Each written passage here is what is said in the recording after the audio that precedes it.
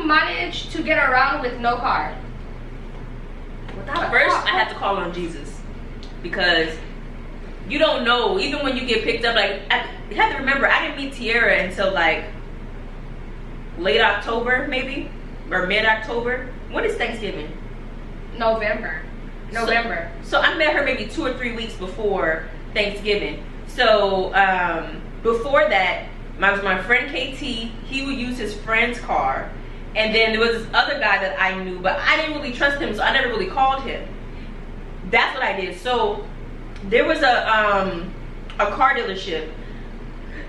I forget which one it was, but it was like a car rental place down the street, and they were allowing me to use or to claim my tuition as income, because you know you have to like show that you have income to rent the car out or whatever. So I would use it as income, and I rented out this Dodge Dart they had, and I would take that car and drive myself around, because I just don't like depending on people. I'm very impatient and I'm very independent, so I just don't like having to depend on anyone on their time schedule. This is why you don't drive with people, let me tell you. So the first week that I was there, my friend KT, he's like, oh, there's gonna be a party later, we're gonna like go get some drinks and stuff, so you know, for the party, so we can pregame for the party. So his other friend, was it, I don't know if it was him or his other friend. I feel like his other friend was the one who took me. His other friend was the one who took me. I don't remember his name. I think his name was like Trey or something. Other friend. Trey, I know Trey. You know what? I know. This is her video. Wait. Trey, he's like real chocolate. No. Oh, wrong Trey. Maybe everybody that name start with a T named Trey. But I know Trey. Okay. Hey, Trey. So, or his other friend. So we go to this liquor store. I get my little bottle of coconut Malibu, because that's what I like, and I forget to get my Sprite. So now before we even get to that part, I go to the car because I realize I don't have my wallet on me. I put my wallet in my book bag, and I'm like, I don't have my wallet. So me go in the car, get it out of my wallet. He's like, oh, the door's unlocked, just go ahead and get it. So I go to the car, and I'm tearing up the car because I'm like panicking, because like my wallet is in here, I don't have no ID, no nothing. Like I could really be stuck here because I can't catch a plane back home, no ID. So I'm in this car, tearing this car up, looking for my ID, and I go back inside, and I'm like, yo, why would you leave the door unlocked? Because my bag is gone. So he's like, oh, for real? Let me go check. Why? Using the wrong car. He walked to a totally different car. I was in there tearing up somebody's car, and through the grace of God, I did not like get caught, because they would not have believed me. Like how I was going through their car, they would have thought I was trying to rob them for real. And I probably would have got beat up. Like, and we was in the hood anyways, so like that would not have been a good look. At the liquor store at night, that would not have been a good look. So I get home and I tell my friend, I'm like, hey, like, I forgot to get Sprite. Like, are you guys going back to the store? Because I forgot to get the Sprite. And they're like, oh, yeah, we'll pick you up later because we're going to go back to the store anyways. Okay, cool. So I'm waiting for him to come back. And they're like, you know what? I'll just pick it up for you because we're not going to have time to come pick you up. No more than 5 or 10 minutes later, I get a phone call. We just got into a bad car accident on the freeway.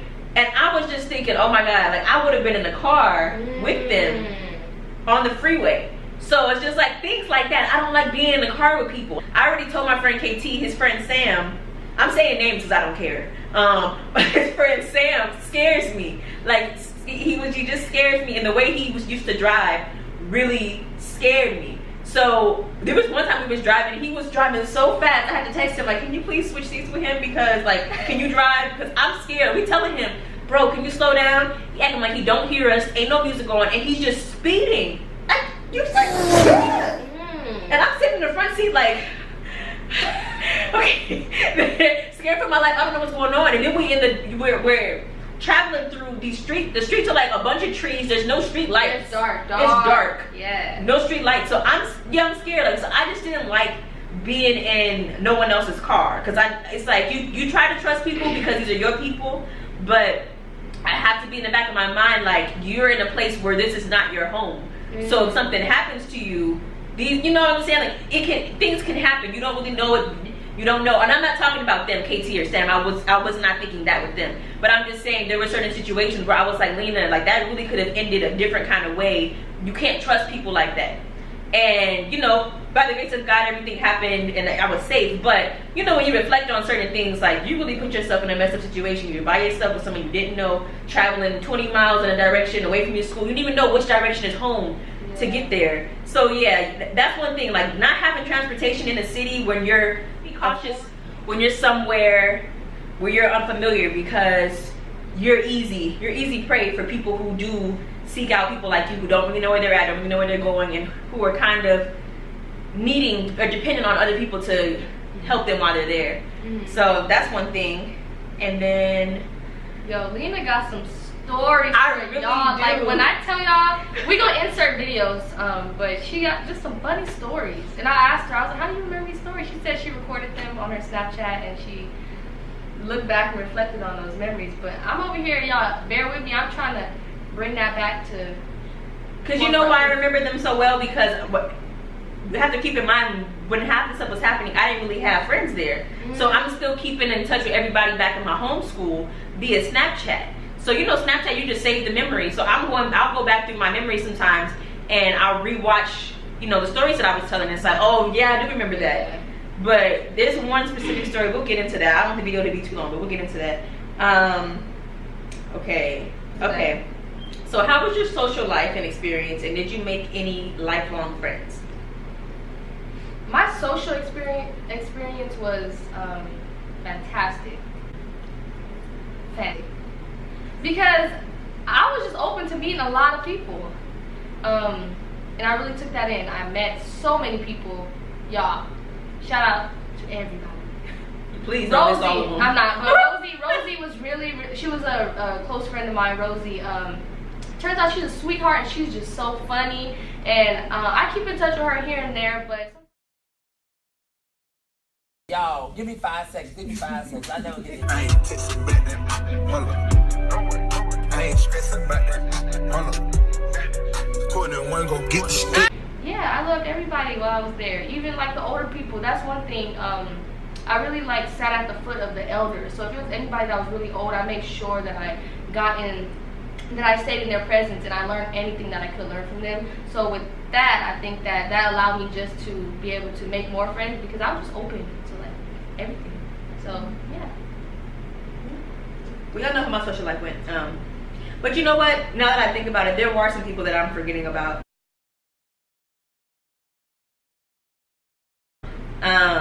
Don't list them all.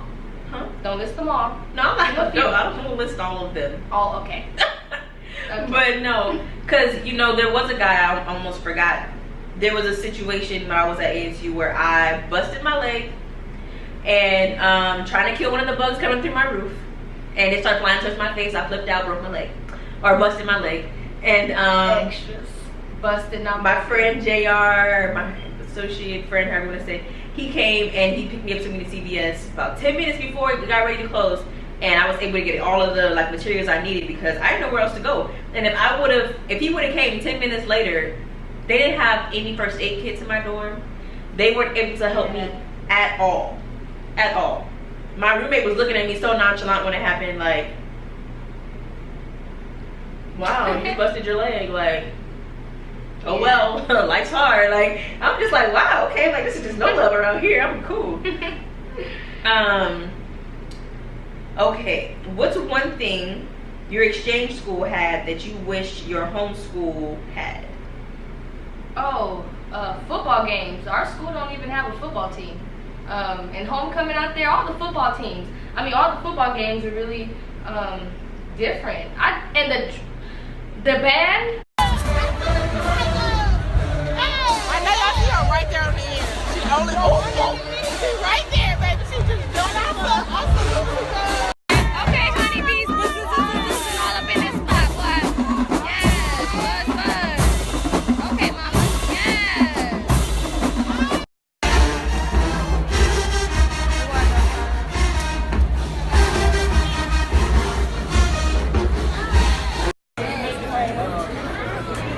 Okay, then. Yeah, damn, I missed that. Y'all, these that aren't HBCU, like these little white schools, these schools that people think they doing drums, y'all don't know drums. I'm sorry, but y'all do not know how to play drums. Like, and our ASU's band is kind of a serious. The best deal. in the land. And yeah, they got like their own TV show and everything. So yeah. They be pledging into their bands, like, seriously. Yeah, their bands are, we inserts video. We right? have so many videos. Oh, but also, outside the football teams, what else do, but our school, you gotta keep into context, our school is huge, and there's just so many. We have like over 200 something clubs at our school, so I think it's that over 300. Over 300 I clubs. was an ambassador. High five. Yeah. So, yeah, we have so many clubs, and to keep up with it at CSUN, it's a lot. But at the ASU, at the HBCU that we went to, there were not as many clubs. So you kind of, when you joined the club, you knew everybody in that club, and you made the best of it. But I think that one thing really is just the football team. Yeah, they had the football team. Our school doesn't have a football team, so that's the one thing I feel like. One thing that I really remember as far as the culture and me really enjoying my experience was definitely the football games. And tailgates. Oh my god. Yeah. Tailgates. I didn't even know that existed. Like, it was my first time I went to one, was me going there. Street team. Let me show you. I'm so done. Yes, I was street team. Well, I forgot our symbol. We used to do a little symbol and everything, y'all. But yeah. Yeah.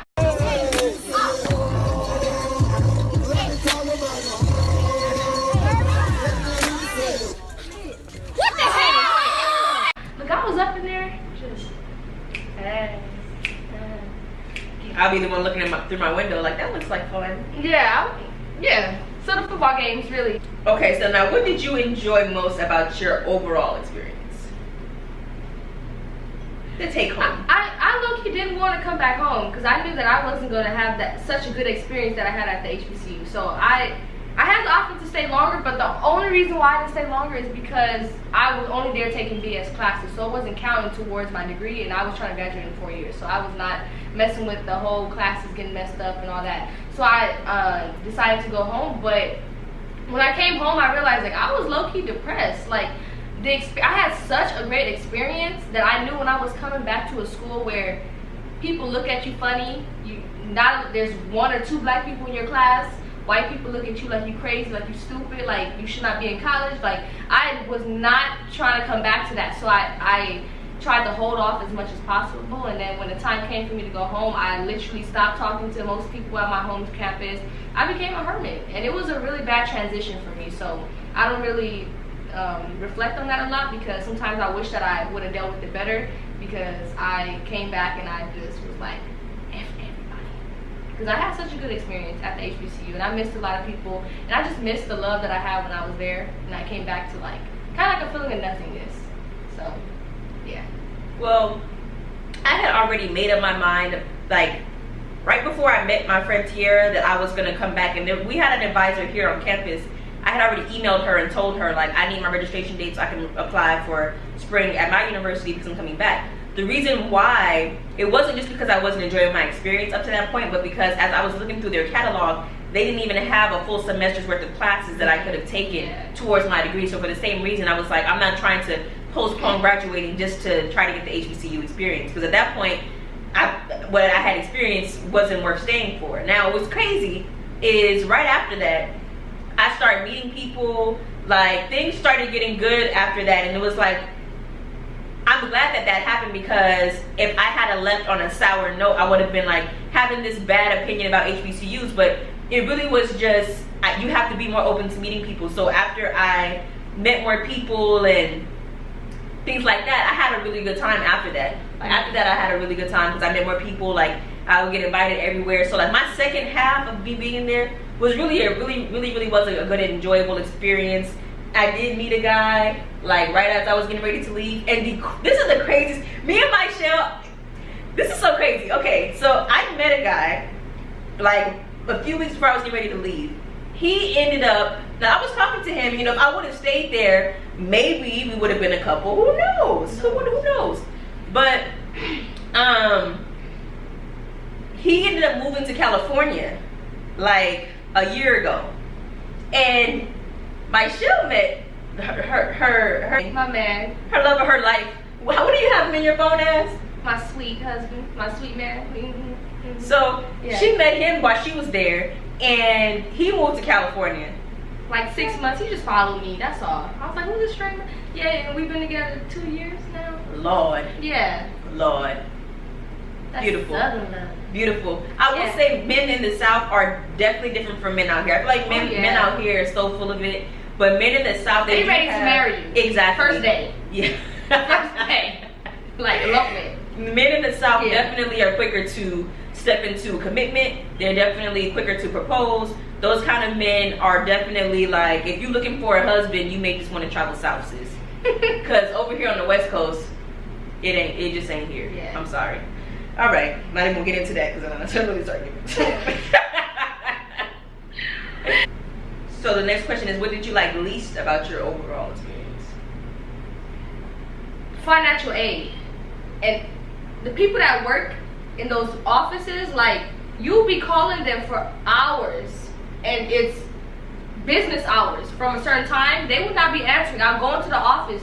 They'll be chilling with their feet up on the table, just relaxing. Yes. I'm like, you're not answering my phone call, but you're over here having lunch, not on your lunchtime. Or just watching YouTube videos of stuff on their phone. It's just not as professional, not as fast as I would like. Actually, not even regular speed. Like, they move hella slow, and I'm like, you don't do that. And I kept getting the runaround with financial aid, because with the NSC program, one thing that is beneficial is that you only pay the cheapest price. So if your homeschool is cheaper than your whole school, you're gonna pay your homeschool's tuition. But if your whole school is cheaper, you're gonna pay your whole school's tuition. So the HBCU was cheaper, so I was gonna pay their prices.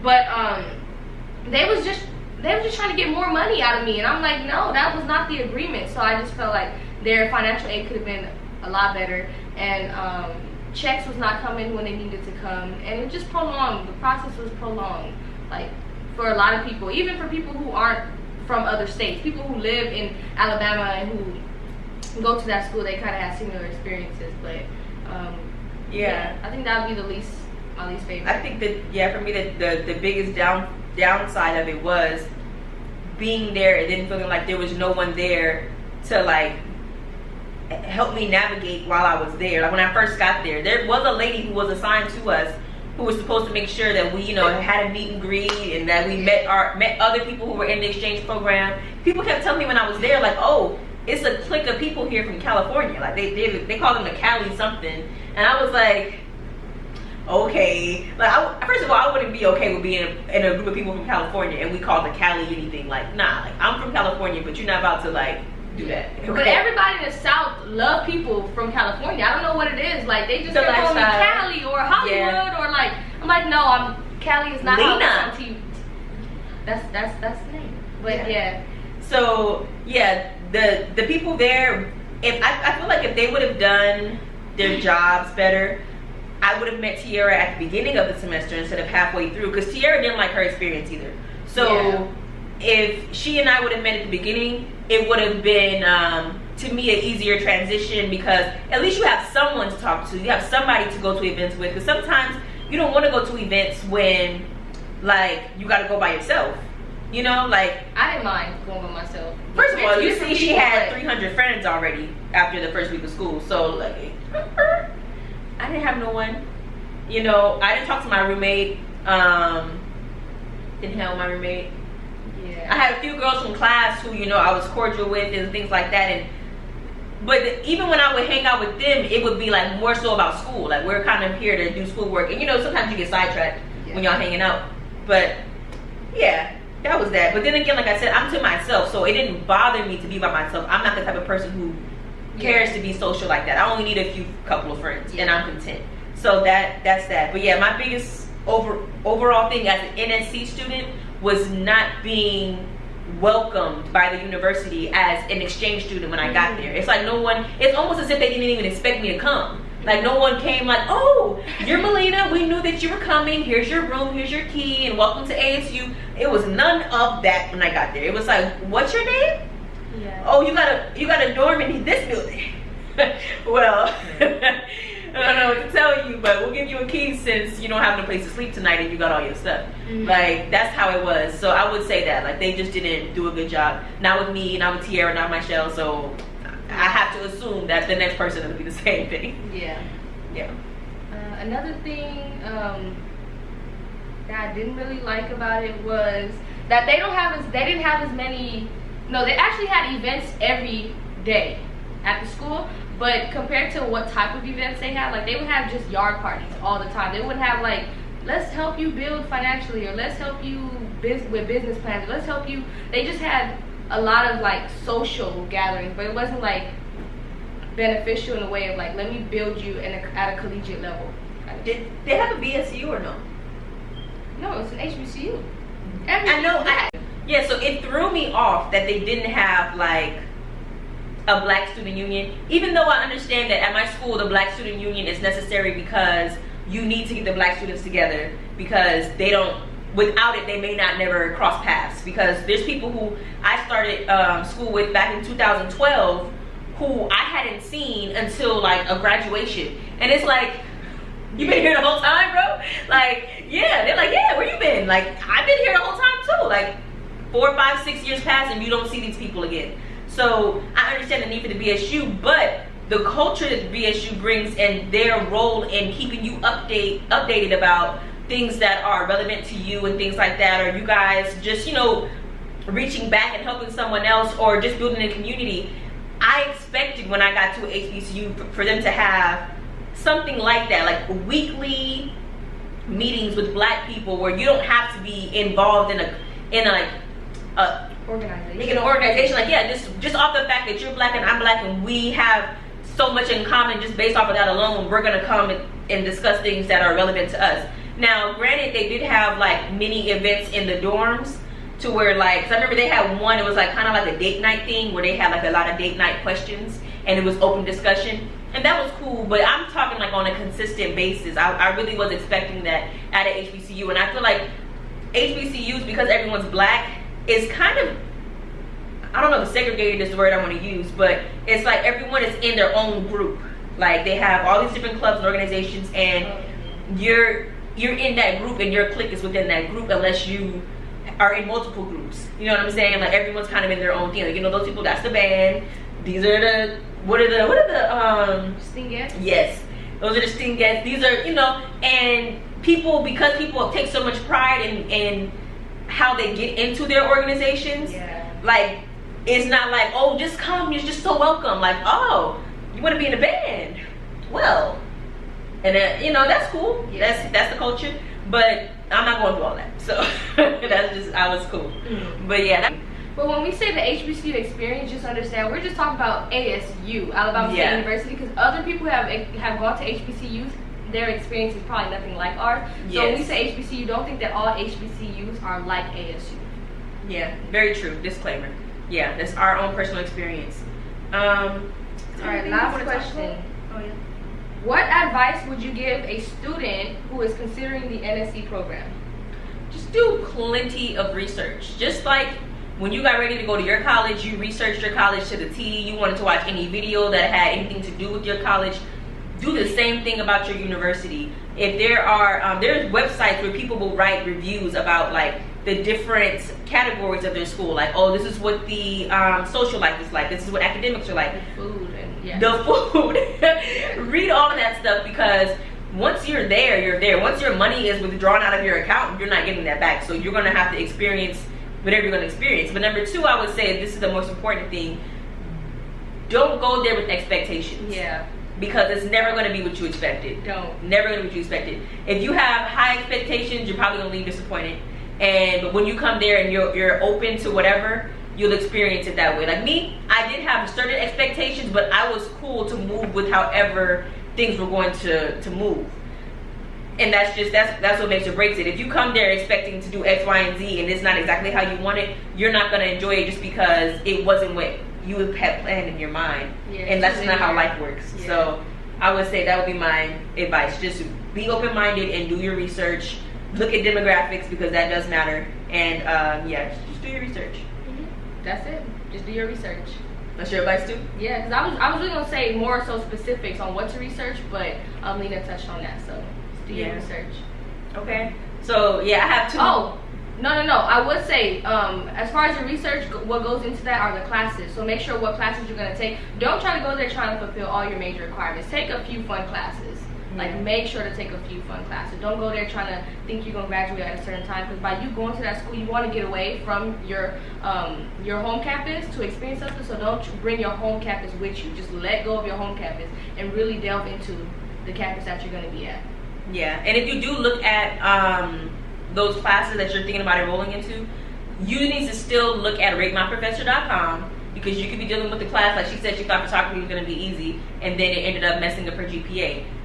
The class description may sound easy, but the class itself may not be easy. So watch out for your GPA. This is not supposed to be a situation where you leave with a 3.6 and come back with a 2.6. You need to make sure that your grades are still good, because at the end of the day, that comes first. Yeah. Oh, one more thing, prioritize. I can't say try to have a balance of social and academic life, but prioritize. Make sure you're going there. Yeah, you want to enjoy yourself, but make sure you are doing your work. Because at HBCU or at ASU, it's hard to get distracted. It's easy to get distracted because there's so much going on, and everybody wants to befriend you, and everybody wants you to be around. You being pulled different ways, because everybody want to make spend as much time with you as possible, because they know that you're not going to be there for so long. So make sure that you're balancing or prioritizing getting your work done before your social life. Yeah, that sounds all right. That's it. Okay, right, yeah. That's all, folks. This guy. I had this on me the whole time. You didn't even say nothing. What? Oh, you okay? You okay? Bye. Bye.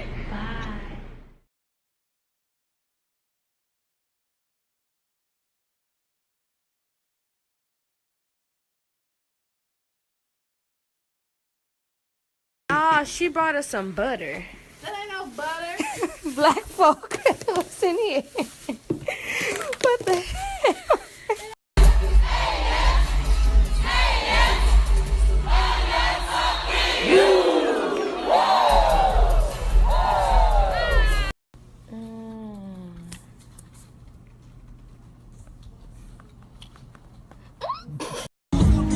Tailgating HBCU style. Hey, mama. HBCU style tailgating. Yes, yes.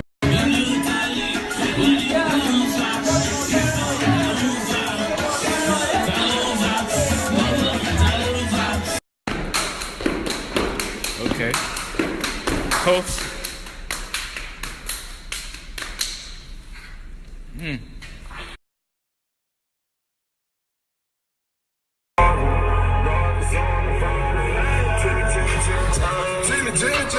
Young boy, rich boy, 5, 6, James Magic.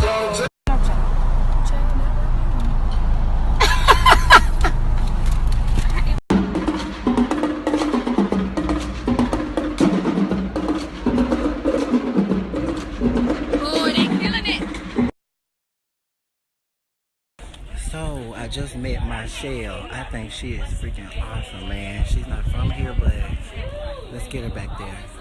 Yeah, I think we'll be best friends.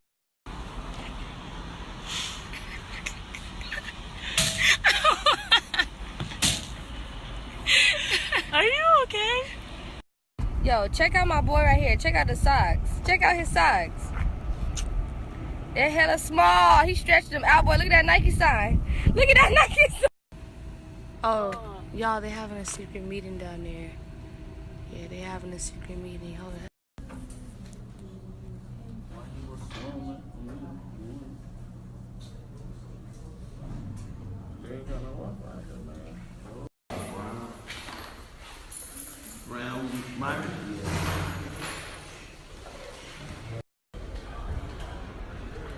Yeah, what? I'll come to you every time you're a nurse. Something wrong. Every time. Swing, why them dress swing? Look, boy, fly. He said how many inches? This right here like 25, you know. Some slide. Boy.